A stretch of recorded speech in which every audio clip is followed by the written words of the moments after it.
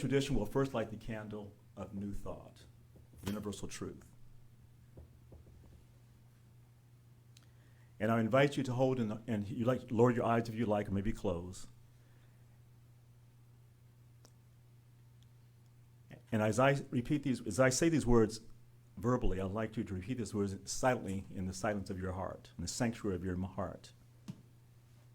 And this is a prayer for world peace by our founder for Centers for Spiritual Living, Ernest Holmes, revised in first person, present tense. I know this one mind, which is the mind of God. All people live, move, and have our being. I know this one divine pattern for humanity. Within this pattern is infinite harmony, peace, cooperation, unity, and mutual helpfulness. I know the mind of each person, being one with the mind of God, knows the method, the way, and the means best fitted to permit the flow of divine love between individuals and nations. I know and declare there is a free interchange of ideas, cultures, spiritual concepts, ethics, educational systems, and scientific discoveries, and that all good belongs to all alike. I know because the one divine mind has created us all. We are bound together in one infinite and perfect unity. In world peace, I know all people in all nations remain individual and yet unified for the common purpose of experiencing peace, happiness, harmony, and prosperity. And I know deep within every person, the divine pattern of perfect peace is already implanted. I know and I declare in each person and in leaders of influence everywhere, this divine pattern is in action and form. All nations, all people live together in peace, harmony, and prosperity. So that the words of life are in our tongues, in our minds, and in our hearts, and we have spoken it so. And please join me in affirming. And so it is. Amen. So I watched a video. It's on TikTok. Everything is on TikTok, right? So imagine, if you will, a white man, rather tall, rather large white man. And he walks across the street from his house to his neighbor's house. And he knocks on the door. And a petite black woman, who was a mother, answered the door. I have a quote I'd like to share with you. I don't know who wrote this quote, but it goes like this. Everyone you encounter, you leave a footprint to follow or a scar to heal.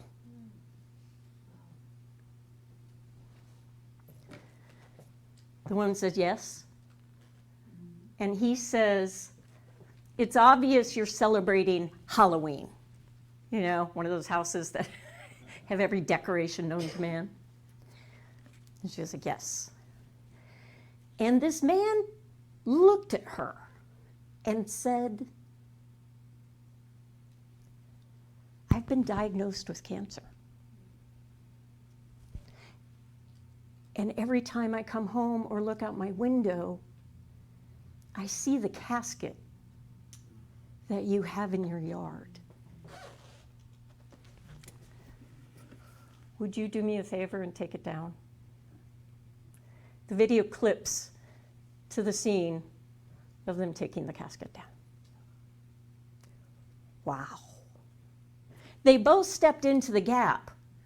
First, him having the courage to ask for what he needed and to share that he was being triggered. And obviously, you could tell he's scared. He does not know what's going to be happening to him. But then she stepped into the gap because she listened. She listened and she heard what he was saying. And she helped. And I have a sneaking suspicion that's not the first or last time that she's going to be reaching out. Good morning. Good morning. Awesome. So you would think that the title of my talk is Peace. It's not. The title of my talk is Standing in the Gap. And first of all, Karen, Kaleem, the entire choir, Aaron, they're just so willing to run with whatever I come up with, which is, total spirit downloading and say, do this. Okay. So special thanks. So spiritual gap, it's actually a Christian term. Have you guys heard of spiritual gap? Yeah, don't. Not the Bible way. The Bible describes a spiritual gap, of course, standing in the gap, bridging the gap. But the way they present it is God, Jesus, you.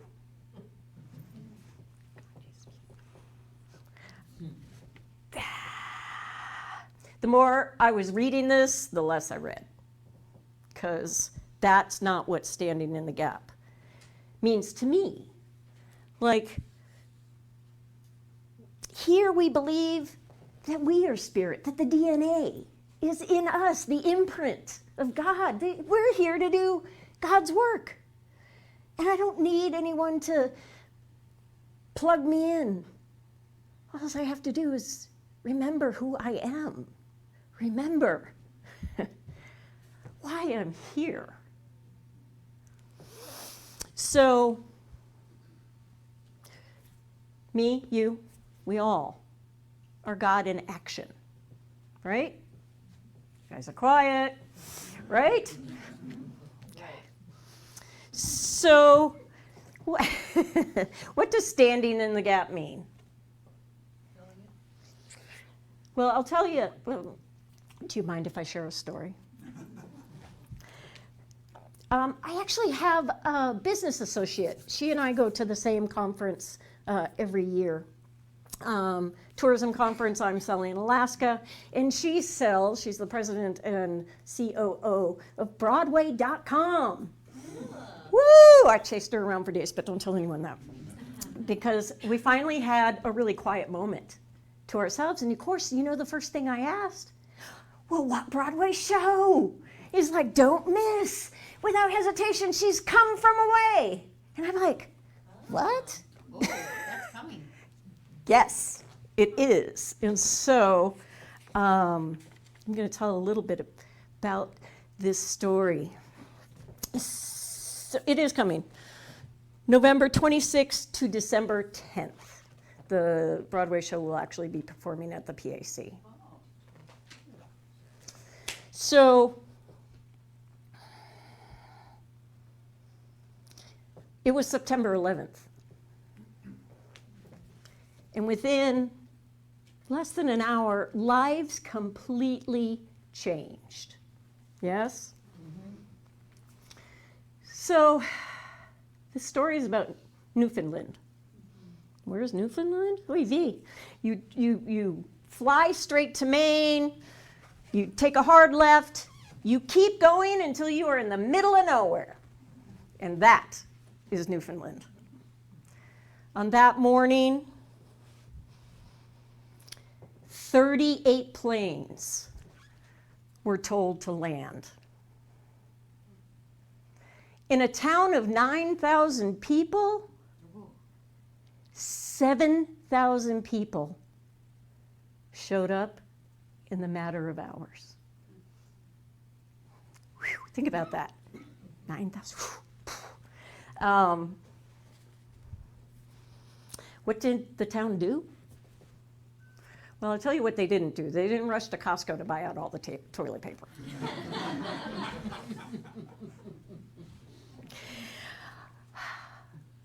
As a town, they instantly reacted. Instantly. Because it would take every one of those 7,000 people. They gathered clothes. They sent somebody to the store thinking, okay, what do people need? They might need toiletries, they need blah, blah, blah, blah, you know, endless. So the guy shows up at the store, and the storekeeper says, take whatever you need. Take whatever you need. And trust me, the more they started thinking about, they went back for diapers, they went back for baby food, they went back for tampons, like, yeah. So the pharmacist stood up and said, I will fill medications. 24 hours, whatever you need, I'll fill the medication. The animal shelter showed up to take care of all the animals that were traveling. And I think like a chimpanzee ended up being born, something like that. Wow. And of course, you know, the schools responded, transportation. You have to think about everything that 7,000 people who are scared, they don't know what's going on. Some of them were stuck on the plane for 38 hours. A couple of passengers actually had a bottle of Grey Goose in the back. And so apparently a party broke out on one of the planes. They actually got permission to open the doors, and they were flashing other planes. It's just, but people didn't know what was happening. They had no idea. One plane, the captain turned on the intercom and then turned on the radio. And so people starting to understand that, uh-oh. But there were also a lot of rumors. Now, also keep in mind that 38 planes, not everyone spoke English. There were Germans, there was a plane from Africa, there were French people, there were, you know, so how do we talk to each other? And how can we make them feel safe? Think about it. You're on a plane, you suddenly are in the middle of nowhere, literally, and there's rumors about killing, planes killing. So they actually, they used the Bible because they could point to a certain passage, but it was written in their language. So that's how they communicated with some people.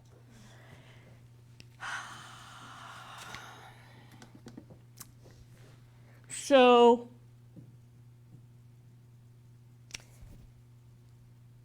they distributed the 7,000 people as best as they could to different locations for them to sleep. Can you imagine 7,000 meals 3 times a day for 5 days? I can't even feed me.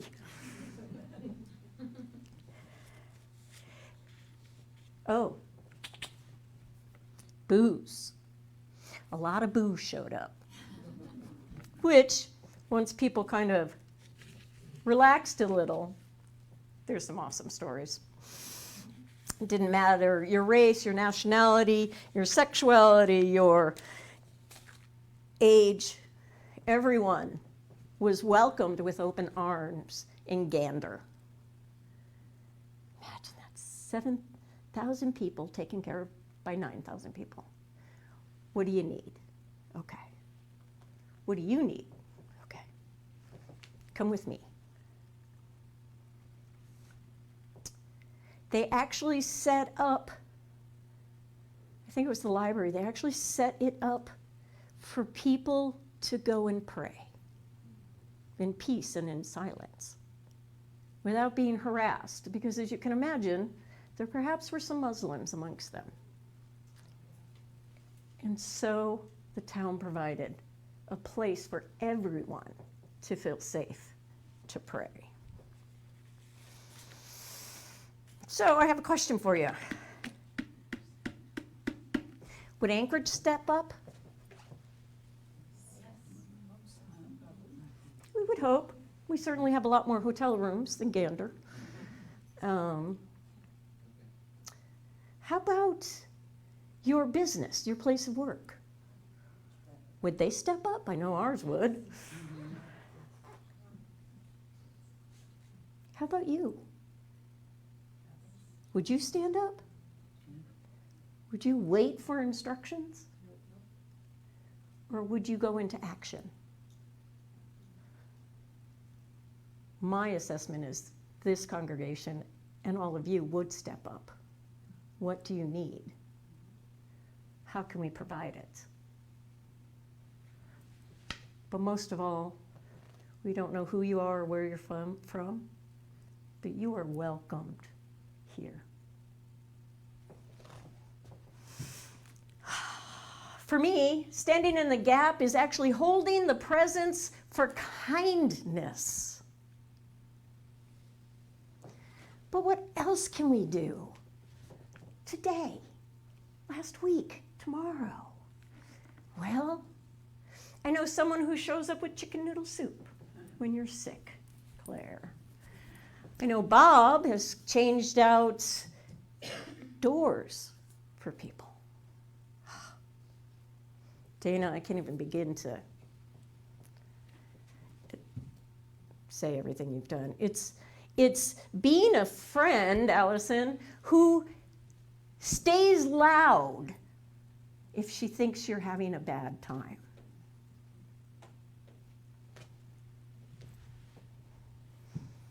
It's a boss who brings her dog to work so you can play with him.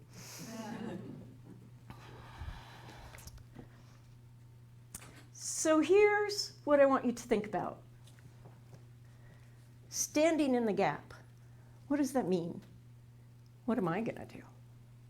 Well, I'll tell you. Do the hospital visit. Go to the wedding. Be at the birthday party. Make the food.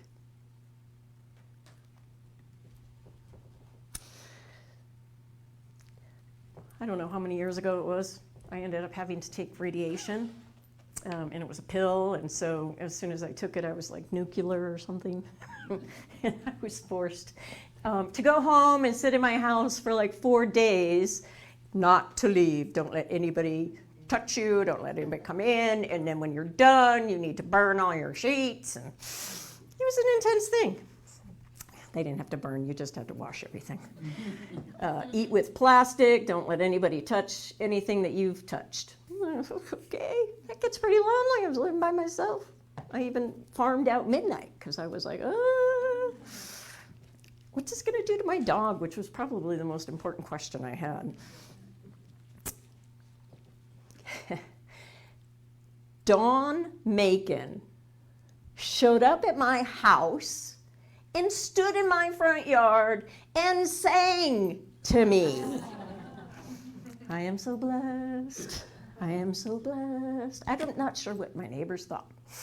She's up there and she's singing her heart out for me. So, what does being in the gap mean for you? Anybody got a quick example? Okay, it's overwhelming. So think about it. Because I know that every single person in this room has done something, has helped out someone. But I also know that every single person in this room has received love. At times when you maybe didn't know you needed it, or times when you really, really, really needed it. So I'm going to, get this, I'm going to end. But I'm going to end on a joke. But before I get to the joke, I hope you get the opportunity to go see this show. Or you have the opportunity to take someone else to this show, because what I've told you is a mere scratch on the surface. This show will inspire you. It's going to make you cry. And it's going to make you walk away remembering that we can be kind, that we can make a difference in our little corner of the world. Or maybe you're somebody who does worldwide stuff, but you and me, it's up to us. So, why are Newfoundlanders so terrible at knock-knock jokes? Because you know knock-knock jokes, knock-knock. Who's there? Okay, I'm gonna be the Newfoundlander. Come on in, the door's open.